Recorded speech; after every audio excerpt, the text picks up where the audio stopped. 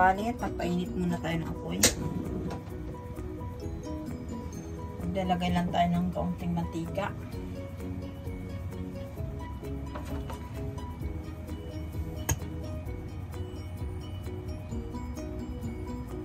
Okay.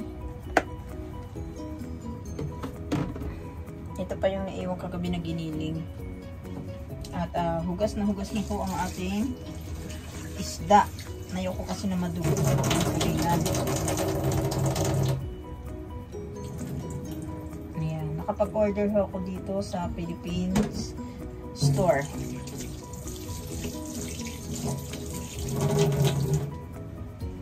Ayan. At ayan nga, nagpainit na tayo. Pa tayo na.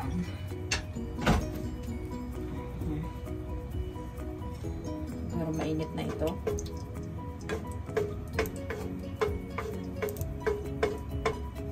Lagay ko na ang bawang.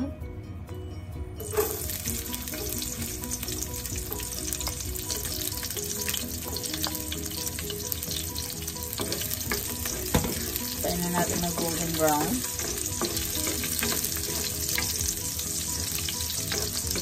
Yan ang diskarte ni Biday sa pagluluto ng tulingan.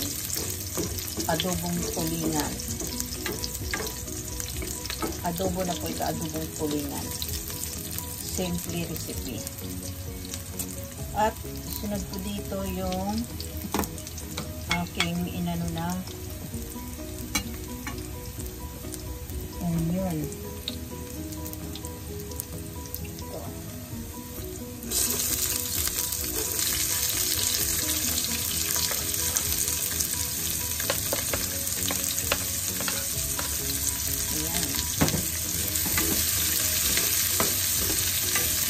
At dapag ko na rin ho dito ang ating luya. Ayan. Nahugas na ho tayo ng kamay dyan, ha. Luya.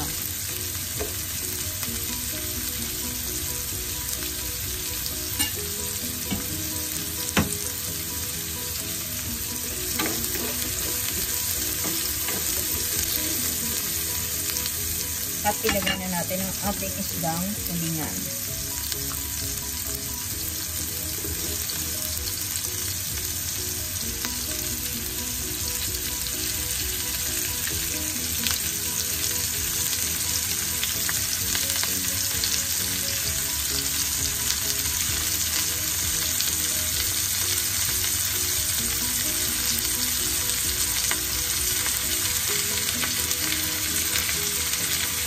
Ayan.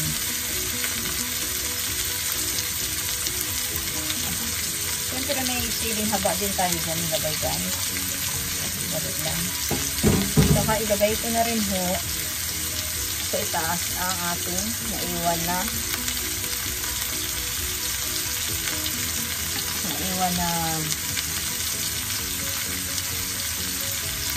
luya at lagyan na natin ho ito ng pamintang dahon. At ilapag na rin natin ang pamintang buo. Pamintang buo natin.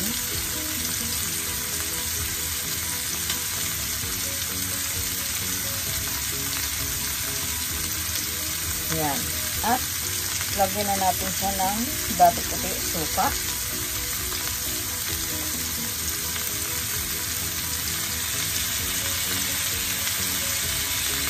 Magtitimpla ako, timplaan ko siya. Dito ko ilagay.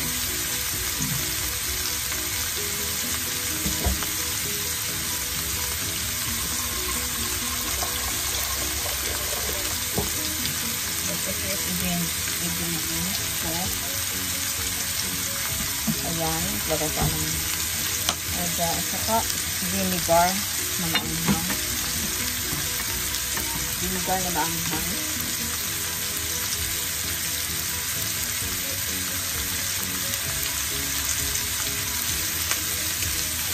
Ayun, halos nakakalahati tayo. At ibuhos natin dito. Okay. Ayan. Sinansa ko lang siya ng mga palangga.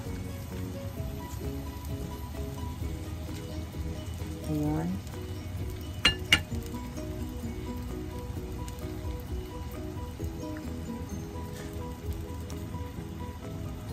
Ayan. At sa huli natin ilagay ang iba pa na ano natin dyan. Ingredients natin. And itakpan na po natin yan.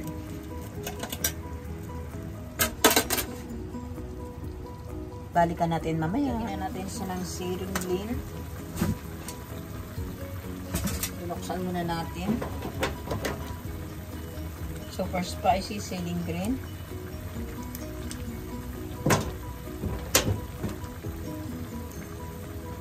Okay. Siling haba.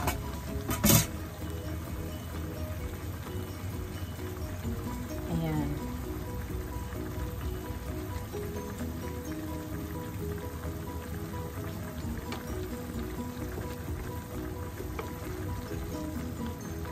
Ayan ang ating adobo. Kaya ano natin si John. Takpan natin ulit. Ano natin ang ating niluto. Dandahan lang natin para yung sa ilalim. Tsaka baliktarin din natin to. Para yung sa ilalim din is yung ulo is ilalim malaki kasi yung ulo eh. Ayan.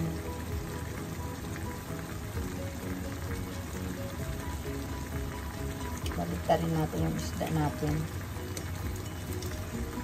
Para yung masip-sip din yung sa ilalim.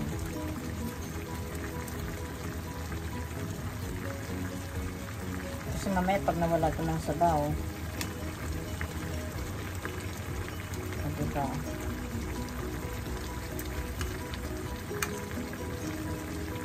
Okay, hayaan lang natin si John.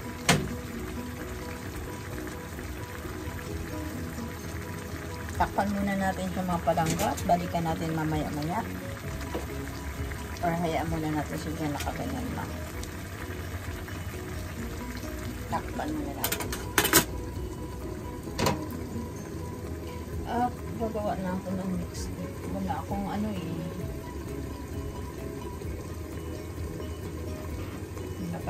nilagay na pang timpla.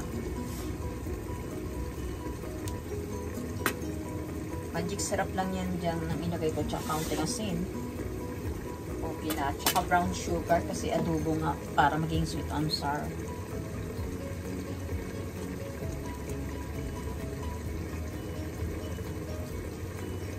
Usok-usok. Hina lang ang apoy natin. Okay, buksan natin. Look, yummy na ang ating adobo ay magtitimpla na ako ng ating sweet and sour.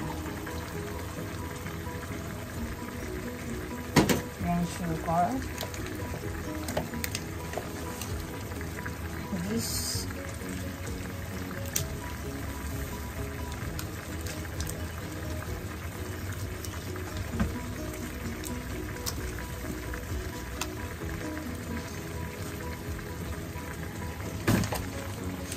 pwede na din tayo maglagay niya ng oysters. Kaso,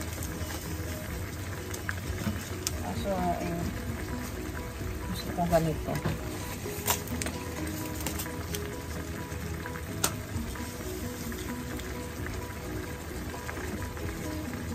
Pwede rin Mang Tomas. Kaso isda tayo ngayon eh. Adobong tulingan.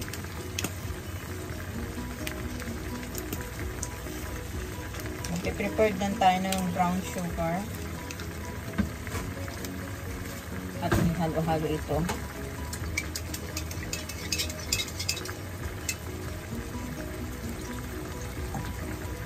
Okay, ilagay na natin ang ating brown sugar. Yun, may tubig. Ganyan to, may sugar po.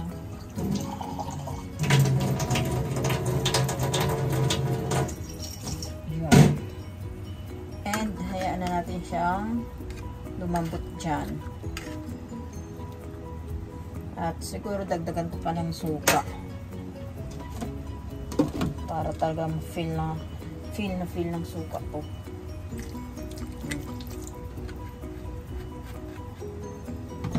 At konting tuyo.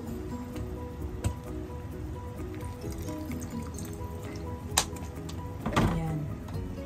Ito, mayroon pa siyang, ito wala nang laman, kaso lang mayroon pa siyang ano sa lubong. Hindi lamas. Pero itapon na natin to kasi may bago naman tayo eh. Itabi muna natin siya dyan sa tabi. At yan is takpan muna natin. At balikan natin mamaya. Ayan po ang adobong tulingan ni Judy Tanaka. Ay, huwag natin hayaang matuyo siya dyan. Oh. Kailangan nakaano rin siya, nasaw-saw siya dyan sa ano. Para yun, yung lasa mamaya natin. Takpan muna natin. Ayan. Shoutout pala sa lahat-lahat na pumupunta sa aking channel. Mika Love Shoutout. Hindi ko man kayo maisa-isa. Maraming salamat sa pagsuporta sa akin. At 101% din ako magsusupport sa inyo. Dahil ganun lang yun. Kung sinusuportahan nyo ako, susuportahan ko din kayo. Maraming salamat. At ang time po natin mamaya ang ating niluto. Kung ano ng proseso nito. Nayaan lang natin siya dyan na kumaunti yung sabaw niya. Pag kumukulo-kulo at mamaya natin siyang anuhin, buksan. Kailangan ito konti yung sabaw niya. Adobong tulingan po kasi yan. Matagal-tagal din ako hindi kumakain ng adobong tulingan eh. Siguro 2 years ago na. 2 years, ganun. Kasi dati ang niluto ko, ginataang tulingan and may actually nagprito rin ako, pritong tulingan, pero hindi ko na in-upload. Nakalimutan ko kahit i-short video. Kaya hayaan lang natin sa dyan. Mga ilang minutes pa. Yan mga langga, tingnan natin. Buksan natin.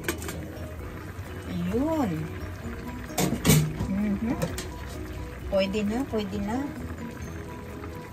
Yun, oh. Lapit natin ang camera. O, yun guys, ang ating adobong tulingan. Ayan. Ilagay na natin sa itaas ang ating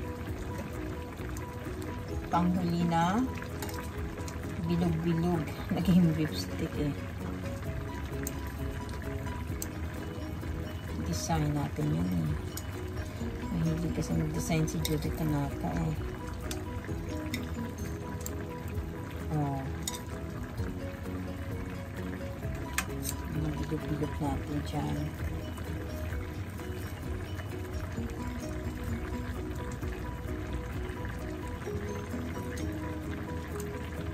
Sa ating adobo.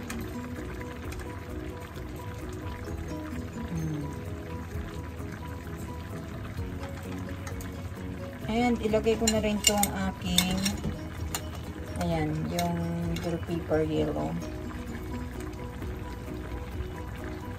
Sinadya ko siyang ipahuli kasi madali siyang maluto. Ayan. Damihan natin. Kasi sayang, gulay din yun.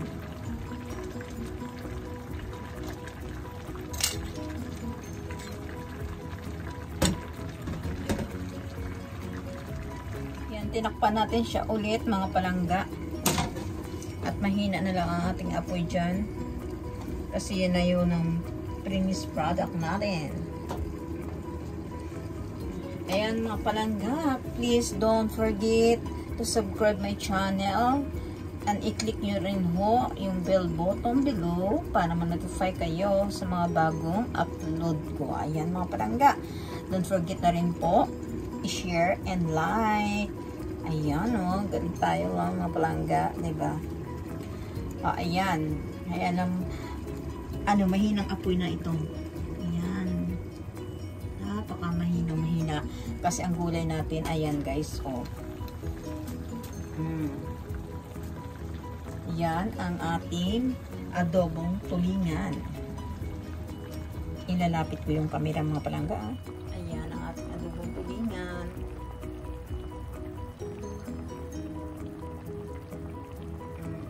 Look yummy.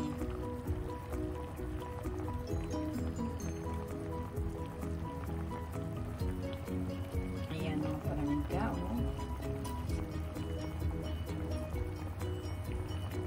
Ganyan magluto si Judy Tanaka. Ano pa, mag-ready na kayo ng kanin dyan. Pinalitan ko na mo yung apoy.